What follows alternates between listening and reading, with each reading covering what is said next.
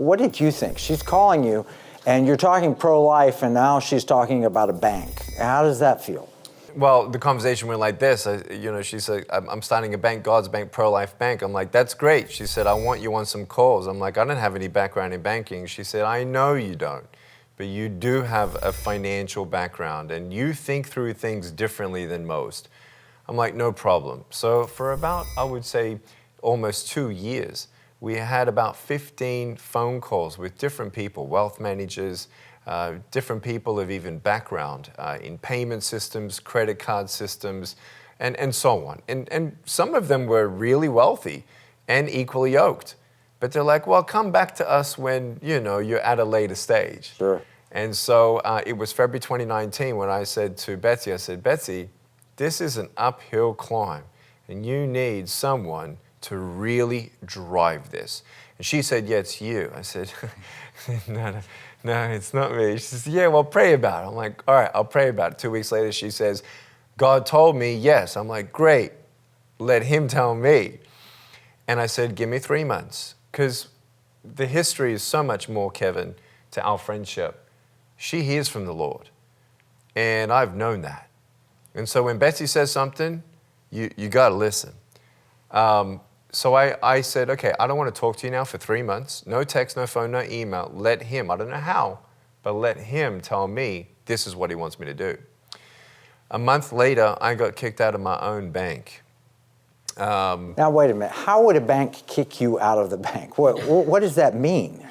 They don't like the things that you say when you encourage people, when you're doing anti-bullying, when you're being pro-life?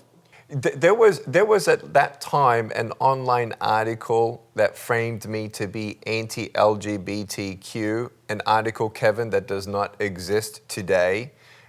We woke up one day and our credit cards, personal and for-profit, credit cards, debit cards, credit line, I mean, you have 3 credit bureaus, 2 of them were Dash, and they refused to speak to me. I went to the branch. They said, we are not allowed to talk to you. I said, what do you mean you're not allowed to talk to me? And they said, you really need to leave the building. And I said, I have no idea what is going on. So I called some friends in DC and I said, am I on a list? They found my fingerprints for laundering money or terrorism. I mean, seriously.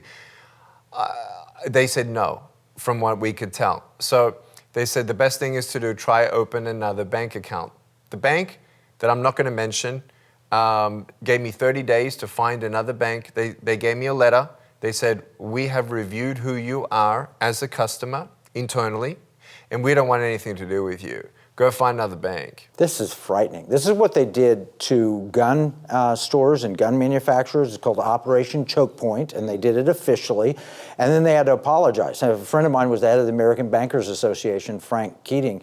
He said, this is completely wrong. And they do it at the FDIC level. They do it at the state banking examiners level. But it's wrong. It's a way that you can dehumanize a person and just say, you don't exist anymore. This is George Orwell. Mm. Yeah, right now, I mean, look at Canada right now. Kevin, there are many, many people in Canada who can't get any bank account because they gave to the truckers. So it really is the economic war. I mean, no matter who you are, no matter what you do, for-profit, non-profit, if you can't have a bank, you can't function. You don't exist. You don't exist. You're done. So it was frightening. It really, really was. And so 30 days after that, the Holy Spirit said, so are you ready now to start? That's a pretty dramatic way for the Lord to let you in on it. And thank God, that I heard it by His mercy and grace. And of course, then that's when I said yes. And I gave Him my yes. And I called Betsy. I said, Betsy, it's a yes, but I need 7 months. You have no idea what has just happened to me. And it was chaos, Kevin. And so it's been a quick education for us about banking world, banking systems, and what to do. And this was before cancel culture was coined. This is before all this real stuff that really was being talked about. Kevin, people actually were looking at us with disbelief that their own banks were giving to Planned Parenthood or abortion providers.